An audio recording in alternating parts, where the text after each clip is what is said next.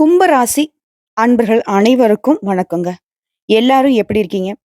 வெளிய சொல்ல முடியாத அளவுக்கு கஷ்டத்துல தான் வாழ்றீங்கன்னு தெரியுங்க. இனியாவது உங்களுடைய வாழ்க்கை வளமாகவும், நலமாகவும் இருக்கணும்னு சொல்லி தெய்வங்கள வணங்கி இந்த வீடியோ பதிவை நான் தொடங்குறேங்க. கும்பராசி எல்லாருக்கும் கொழுத்து கொழுத்து சிவந்த கைகளுக்கு சொந்தக்காரங்க. தனக்குன்னு இவங்க எதுவுமே எடுத்து வச்சது கிடையாது. சுயநலம்னா என்னன்னு தெரியாது. வெள்ள மனசுன்னு சொல்லுவாங்க இல்லையா? அது உங்களுக்கு தாங்க பொருத்தமாகும். ஏன்னா, அந்த அளவுக்கு மனச வந்து தூய்மையா வச்சிருப்பீங்க. மனசுல என்ன தோணுதோ அத பட்டுப்படான்னு பேசுவீங்க. மனசுல தோன்றதே கூட நியாயத்துக்கு புறம்பா ஒரு விஷயமும் இருக்காது. இப்படிப்பட்ட குணாதிசயம் கொண்ட கும்பராசிக்கு தலைப்பு பார்த்திருப்பீங்க. மார்ச் 31ஆம் தேதிக்குள்ள உங்க வாழ்க்கையில ஒரு 8 மிகப்பெரிய பிரச்சனைகளுக்கு தீர்வு கிடைக்க போகுதுங்க. நீங்க கூட பல நாள் யோசிச்சிருப்பீங்க. நமக்கு மட்டும் தான் இப்படியா? இல்ல கும்பராசியில பொறந்த எல்லாருக்குமே இப்படியான்னு கூட யோசிச்சிருப்பீங்க. ஆனா கும்பராசியில இருக்கக்கூடிய அனைத்து நட்சத்திரக்காரருடைய வாழ்க்கையிலும் பெரும்பாலான பிரச்சனைகளும் ஒரே மாரி தாங்க இருக்கும். இந்த 8 பிரச்சனைகள் தீர்வதன் காரணமா, கும்ப ராசிகளுடைய வாழ்க்கை நிலையில மிகப்பெரிய மாற்றம் வரப்போகுது. குறிப்பா இந்த பதிவுங்கிறதே உங்களுக்கு உங்கள பத்தின சில சூட்சமங்களை சொல்லக்கூடிய ரகசிய பதிவுன்னே சொல்லலாங்க. இந்த காலகட்டத்த பொறுத்தவரைக்கும் அடுத்தடுத்து வரக்கூடிய நாட்கள்ல 9 நவகிரகங்களுடைய அமைப்பை பொறுத்து தாங்க நமக்கு நல்லதும், கெட்டதும். இந்த மார்ச் மாதத்துடைய தொடக்கம் வரைக்குமே ஒரு சில கிரகங்கள் உங்களுக்கு சாதகமா இல்ல. ஆனா, இனி வரக்கூடிய நாட்கள்ல அவங்க மாற்றம் ஆகப் போறாங்க. இதன் காரணமாக தாங்க கும்பராசிகளுடைய பிரச்சனைகள் எல்லாமே தீரப்போகுது. அதுக்கு முன்னாடி சாணக்கியத்தனத்தால சாதனை புரியக்கூடிய சனீஸ்வர பகவானே ராசி அதிபதியா கொண்ட கும்ப ராசிக்காரர்களுக்கு. நம்ம எல்லாருடைய எதிர்பார்ப்பு என்னங்க? நம்ம ஏன் கடவுள்கிட்ட வந்துட்டு வேண்டுதல வைக்கிறோம்? கடவுள்கள ஏன் நம்ம வணங்குறோம் அப்டின்னா, அதாவது தீமைகள் எதுவுமே நம்மளை நெருங்காம பாதுகாக்கிறதுக்கும், ஆல்ரெடி இருக்கக்கூடிய பிரச்சனைகள் நம்மள விட்டு விலகறதுக்கும், நம்ம நினைக்கக்கூடிய காரியங்கள் நிறைவேறுவதற்கும், குறிப்பா வீட்ல சுபகாரியங்கள் வந்து தொடர்ந்து நடக்கணுங்கிறது மட்டும் தான் நம்முடைய நோக்கம். தெய்வத்துக்கிட்ட அதுதான் வேண்டுவோம். பெரும்பாலான பக்தர்கள் எல்லாரும் கடவுள்கிட்ட வேண்டுறது என்னன்னாக்கா, இதுவ தான் இருக்கும். தன்னுடைய நலத்துக்காகவும், தன்னுடைய குடும்பத்துடைய நலத்துக்காகவும் வேண்டுவோம். இதுல வந்து பாத்தீங்கன்னாக்கா, இன்னும் கொஞ்சம் உயர்வான எண்ணங்களுக்கு சொந்தக்காரர்களா இருக்கக்கூடியவங்க என்ன பண்ணுவாங்க? ஊர் உலகம் நல்லா இருக்கணும், மழை மாரி பெய்யணும்னு வேண்டுவாங்க. ஸோ, இதுல கும்பராசிகள் எதுல வருவாங்க அப்டின்னா, கடைசியா நான் சொன்ன விஷயத்துல தான் வருவாங்க. தனக்குன்னு வேண்டுறது மட்டும் இல்லாம, உலகமே நல்லா இருக்கணும், உலகமே செழிப்பா இருக்கணும்னு நெனைக்கிறதுல கும்பராசிக்காரர்கள் குணம் படைத்தவர்கள். உங்கள பொறுத்தவரைக்கும், நீங்க அனுதினமும் வணங்க வேண்டிய தெய்வம். விக்னங்களை தீர்க்கக்கூடியவர் விநாயகப் பெருமான். முழு முதற் கடவுள் விநாயகப் பெருமான். இவர நீங்க வழிபாடு செய்யாம உங்களுக்கு எந்த நாளும் சிறப்பா நலக முடியாதுங்க. இப்ப உங்களுக்கான பலன்கள சொல்லணும்னா கூட, நான் இவர வணங்கி தாங்க தொடங்கணும். ஓம் கம் கணபதையே நமக. இந்த மந்திரத்த யார் ஒருத்தங்க தினமுமே சொல்லிக்கிட்டு வரீங்களோ, உங்க வாழ்க்கையில தீமைகள் அப்படிங்கிற ஒரு விஷயம் நெருங்கவே நெருங்காது. அப்படி தீமைகள் உங்கள நோக்கி வருதுன்னா கூட, உங்களுக்கு பாதுகாப்பு உண்டு. அதோட உங்க வாழ்க்கையில இருக்கக்கூடிய எதிர்மறை விஷயங்கள் அனைத்துமே உங்கள விட்டு விலகும். புதிய செயல்பாடுகளா இருக்கட்டும், புதிய சுபகாரியங்கள் துவங்குறதா இருக்கட்டும், இந்த மந்திரத்த சொல்லிட்டு தொடங்குனீங்க அப்படின்னாக்கா, அந்த காரியங்கள்ல உங்களுக்கு வெற்றிகரமா முடியுங்கிறதுல சந்தேகமே வேணாம். ஏன்னா தடைகளை நீக்கி வெற்றிகளை தரக்கூடியவர் தான் இந்த விநாயகப் பெருமான். புரியுதுங்களா? அதே மாதிரி இவர்கிட்ட நீங்க நம்பிக்கை வச்சுட்டீங்கன்னு வச்சுக்கோங்களேன், விநாயகப் பெருமானே என்னோட கஷ்டங்கள், நஷ்டங்கள் எல்லாத்தையும் நீ போக்கிடுவ. எனக்கு தெரியும். உன் மேல எனக்கு நம்பிக்கை இருக்கு. உன்னை தவிர்த்து எனக்கு வேற எந்த தெய்வமும் எனக்கு துணை இல்லன்னு நம்புறேன் அப்படின்னு சொல்லிட்டீங்க அப்படின்னா, அந்த பிரச்சனை முடிஞ்சுச்சுன்னு எழுதி வச்சுக்குவோம். புரியுதுங்களா? கடினமான காரியத்த கூட சிம்பிளா முடிச்சு குடுக்குறாரு. அதான் நெறைய பதிவுகள்ல நான் சொல்லியிருப்பேன். ஸ்மார்ட் ஒர்க் வேணும்னு நெனைக்கிறீங்களா? என்னால உழைக்க முடியாது. ஏதாவது ஒரு மிராக்கிள் என்னோட வாழ்க்கையில நடக்கணும்னு நெனைக்கிறீங்களா? கட்டாயம் போய் விநாயகர் பெருமானுக்கு தீபம் போட்டு வழிபாடு செஞ்சுட்டு வாங்க. போங்க அவர் பார்த்துப்பாரு அப்படின்னு நான் நெறைய பேருக்கு சொல்லியிருப்பேன். நெறைய பதிவுகள்லயும் சொல்லியிருப்பேன். ஆனா, ஒரு சிலர் என்ன நெனைப்பாங்க அப்படின்னா, "என்னது விநாயகர் பெருமான் வழிபாடு செய்யணுமா? ஓமா அப்படி அவரு எங்க நான் வழிபாடு செஞ்சு என் வாழ்க்கையில நல்ல மாற்றம் வருமா? அவருக்கே கல்யாணம் ஆகல, ஒண்ணும் இல்ல. என் குடும்ப கஷ்டம் போய் அவருக்கு தெரியுமான்லாம் ஒரு சிலர்லாம் பேசுவாங்க. இதெல்லாம் வந்து ஒரு மாதிரி ஆ என்ன சொல்றது? கஷ்டத்திலயும் ஒரு நகைச்சுவையோட பேசுறவங்க சொல்லக்கூடிய விஷயம். இது தவறாக நினைக்க வேணாம். அப்படி நினைக்கிறவங்களுக்கு ஒரு விஷயம் நான் சொல்றேன். விநாயகர் பெருமான பொறுத்தவரைக்கும், முருகப்பெருமானுக்கு திருமணத்துக்கு உதவி செஞ்சவரு இவர் தான். அதே மாரி தேவர்களுக்கு ஒரு பிரச்சனைனா, தெய்வங்களுக்கு ஏதாவது ஒரு பிரச்சனைனா, இவரா வாலண்டியரா போயிட்டு அந்த பிரச்சனையில இன்வால்வ் ஆயி, அத சரி செய்யக்கூடியதும் இவரா தான் இருப்பாரு. அப்பா, அம்மாவுக்கு பாதுகாப்பு தரக்கூடியவரும் இவரா தான் இருப்பாரு. குடும்பம் ஒற்றுமையா இருக்கணும். சண்டை சச்சரவு இருக்கக்கூடாது. திருமண வாழ்க்கை சிறப்பா இருக்கணும். குழந்தை பேரு கிடைக்கணும். எல்லா விதங்கள்லயுமே உயர்வு கிடைக்கணும்னா, விநாயகர் பெருமான வழிபாடு செய்தா சகல சௌபாகியங்களும் கிட்டுங்க. அதுல சந்தேகமும் உங்களுக்கு வேணாம். ஆனா எல்லாருடைய எண்ணப்போக்கு எப்படி இருக்குன்னா, எங்கேயாச்சும் தூரமா தெரியாத ஒரு பேர்ல இருக்கக்கூடிய ஒரு கோயில சொல்லுங்க. அங்க போய் நான் வழிபாடு செஞ்சுட்டு வந்தா தான் எனக்கு வந்து நல்லது நடக்கும். அப்பதான் எனக்கு ஒரு நம்பிக்கை வரும். நீங்க என்னமோ தெருவுக்கு தெருவுக்கு இருக்கக்கூடிய சாமிய சொல்றீங்க. அது மட்டுமா எங்க பார்த்தாலும் செவுத்துல கூட அடிச்சு வச்சிருக்காங்க. அவர போய் கும்பிட்டா எனக்கோட வாழ்க்கை நிலை மாறுமா? அதெல்லாம் இல்ல அந்த புள்ள சும்மா பொய் சொல்லிக்கிட்டு இருக்கு. அப்படின்லாம் ஒரு சிலர் பேசுறீங்க. எல்லாருக்குமே ஒரு விஷயம் சொல்றது என்னன்னா, தெய்வங்களுடைய வழிபாடுங்கிறது எளிமைதான்.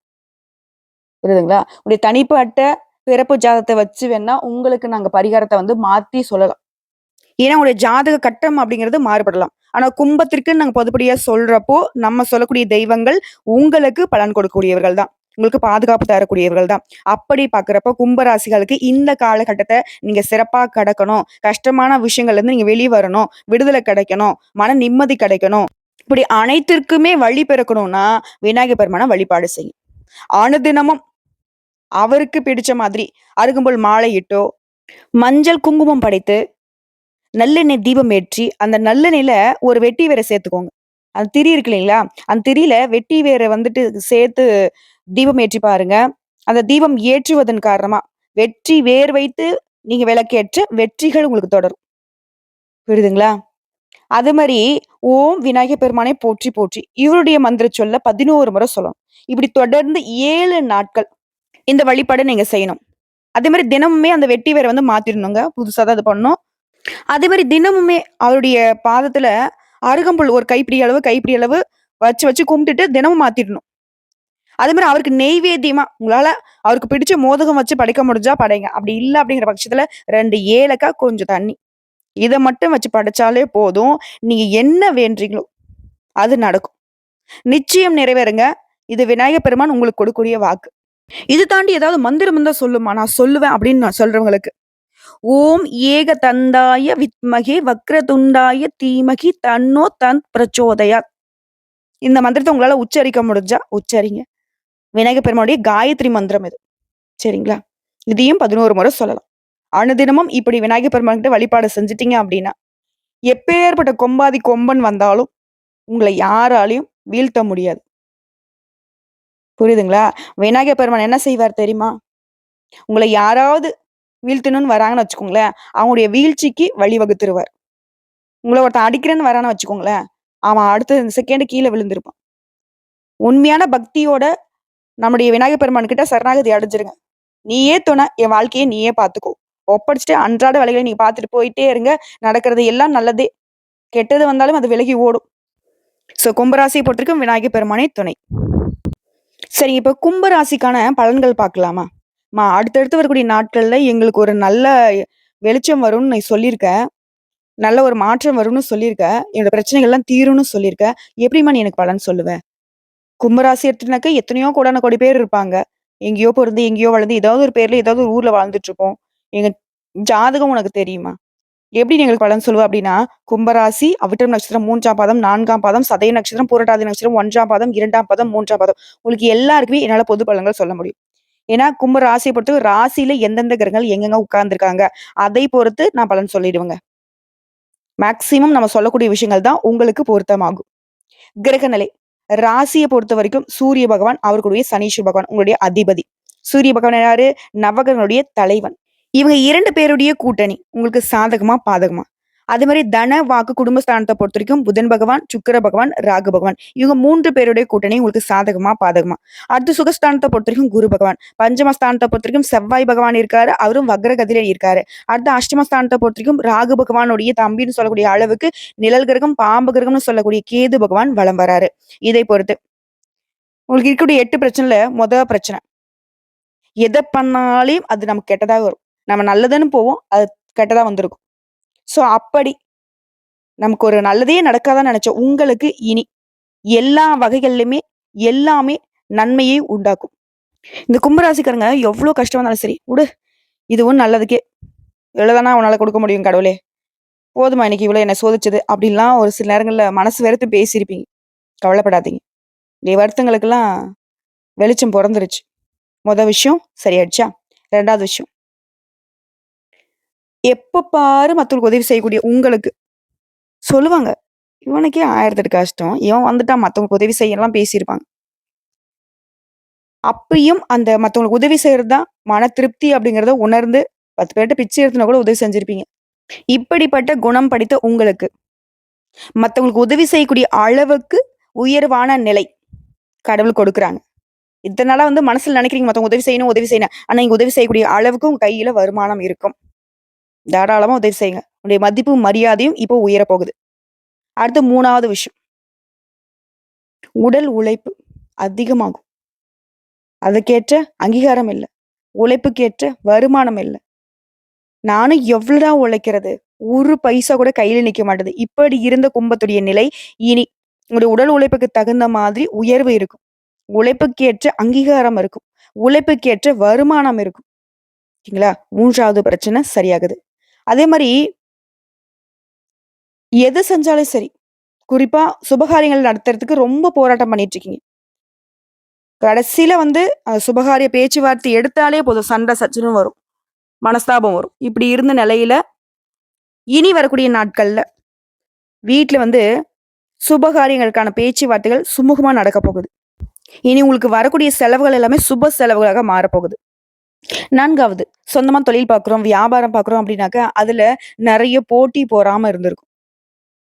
நம்ம இந்த தொழில மூடிட்டு போறக்கூடிய அளவுக்கு நெருக்கடிகள கொடுத்திருப்பாங்க.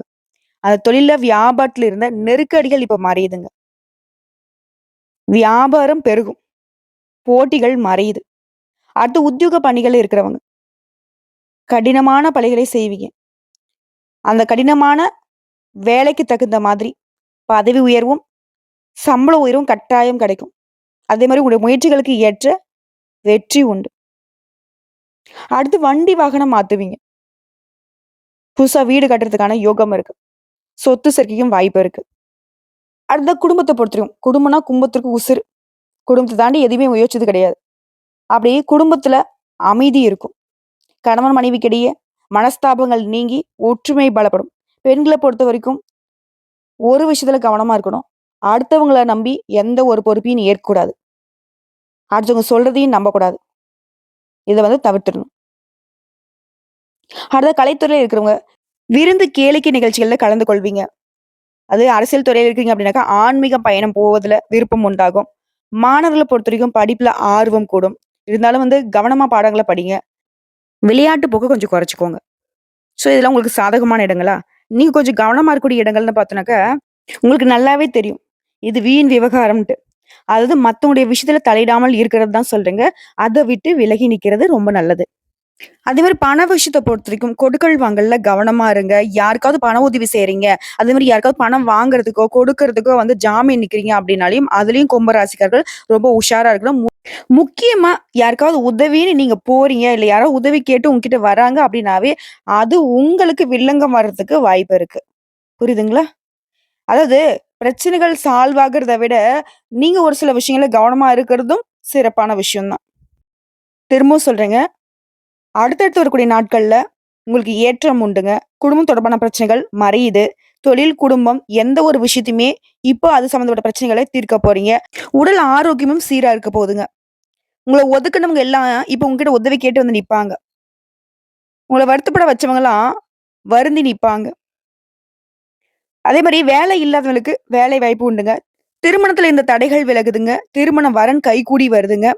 அதே மாரி எந்த ஒரு நல்லதும், கெட்டதையும் யார்கிட்டயும் வந்துட்டு ஆலோசனை பண்ணாதீங்க. இஃப் சப்போஸ் நீங்க ஒருத்தங்க கிட்ட விவாதிக்கிறீங்க அப்டின்னா, நீங்க ஒரு நல்லது, கெட்டது பேசுறீங்க அப்டின்னா, அந்த விஷயத்துல இருக்கக்கூடிய நல்லத உங்களுக்கு கெட்டதா மாத்துவாங்க. கெட்ட விஷயத்த இன்னும் கெட்டதா மாத்தி விட்டுருவாங்க. அதே நேரத்துல கும்ப ராசிக்காரங்க 2 விஷயத்துல கவனமா இருக்கணுங்க. உணவு மற்றும் ஆரோக்கிய விஷயத்துல சிறப்பு கவனம் செலுத்தணும். அது ஒரு வண்டி வாகனம் ஓட்டுறப்போ, வேகத்தை குறைத்து அக்கம் பக்கத்துல பார்த்து ரொம்ப சூதானமா வண்டி ஓட்டுங்க. காரணம் கேட்டீங்கன்னா, ஏன்னா சின்னதா காயங்கள் படுறதுக்கு வாய்ப்பு இருக்கு. ஸோ இப்ப வரைக்கும் பார்த்தது பொது பலன்கள். கும்ப ராசிக்காரர்களுக்கு பெரும்பாலான பிரச்சனைகள் தீர்ந்தாலும், ஒரு சில விஷயங்கள் கவனமா இருக்கணும்னு சொல்றது சங்கடத்த உங்களுக்கு ஏற்படுத்தலாம். ஆனா, முன்ன இருந்த மாதிரி ஒரு நாளும் உங்களுக்கு இருக்காதுங்க. ஏன்னா, ஒவ்வொரு நாளுமே ரொம்ப கஷ்டப்பட்டு கடந்திருப்பீங்க. ரணரணமா நரகத்தை தாண்டி வர மாதிரி ஒவ்வொரு நாளையும் கடந்திருப்பீங்க. அப்படி ஒரு நாள் திரும்ப உங்க வாழ்க்கையில வராது. தைரியமா இருங்க. ஸோ இப்ப பார்த்தது பொது பலன்களா? இப்ப நம்ம நட்சத்திர பலன்கள பார்க்கலாங்க. கும்பராசி, அவிட்டம் நட்சத்திரம் 3ஆம் பாதம், 4ஆம் பாதம். ராசிக்குள்ள சனி பகவானுடைய சஞ்சாரம் இருக்கனால, வேலை, வியாபாரம், தொழில் இதெல்லாம் வந்து அக்கறை கூடுங்க. புதிய முயற்சிகள்ல வெற்றி உண்டு. ஆனா எந்த ஒரு விஷயத்தையும் யாரையும் நம்பி ஒப்படைக்கக்கூடாது. எந்த ஒரு விஷயத்திலுமே யாரையும் நம்பி நீங்க இறங்கவும் கூடாது. அடுத்தது சதயம் நட்சத்திரம். ராகு, சூரியன் இவங்களுடைய சஞ்சாரம்ங்கிறது உங்களுடைய செயல்பாடுகள கவனத்த செலுத்த வைக்குது. பண விவகாரங்கள்ல வரவு இருந்தாலும் அந்த விஷயங்கள்ல எச்சரிக்கை அவசியம். அடுத்து குரு பகவானுடைய பார்வைங்கிறது உங்க உடல் ஆரோக்கியத்தை சீரா வைக்குது. செல்வாக்க உயர்த்தி வைக்குதுங்க. வியாபாரத்த பொறுத்தவரைக்கும் தடைகள் விலகி முன்னேற்றத்தை அடைய போறீங்க. அடுத்து பூரட்டாதி நட்சத்திரம். 1ஆம் பாதம், 2ஆம் பாதம், 3ஆம் பாதம். குருவுடைய பார்வையினால தலைக்கு வந்து தலைப்பாகையோட போச்சுன்னு சொல்லக்கூடிய அளவுக்கு நெருக்கடிகள் நீங்குது. புதுசா இடம் வாங்குவீங்க, வீடு கட்டுவீங்க. அது சம்மந்தப்பட்ட முயற்சிகள்லயும் வெற்றி உண்டு. பிள்ளைகளுடைய நலன்ல அக்கறை கூடுதுங்க. புதிய முயற்சிகள கூட வெற்றி அடைய போறீங்க. நட்சத்திர பலன்களும் பெரும்பாலும் கும்பராசிக்கு சாதகமா தான் இருக்கு. இப்ப பொது பலன்கள் மற்றும் நட்சத்திர பலன்களை தாண்டி பரிகாரம் என்னங்கிறத பார்த்துடலாங்க.